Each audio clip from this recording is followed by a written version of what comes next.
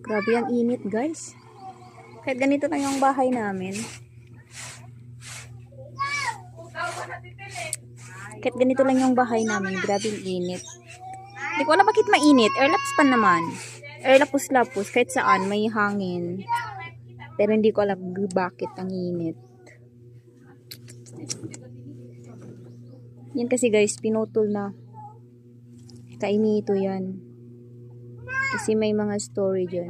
Kaya kailangan nilang patayin yung kainitong puno. Kasi may storya yan.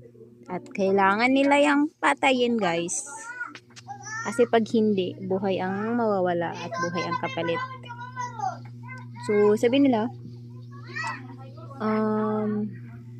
nagpapaalam naman sila na papatayin yan. Hindi natin alam kung okay ang lahat. Nandito ko sa aming labas ng bahay at napakainit. Hindi naman ganoon kainit dahil may hangin naman na presko. Ayan. Pero kapag ganito kasing oras, mga 12, mainit talaga. Yun lang, bye bye!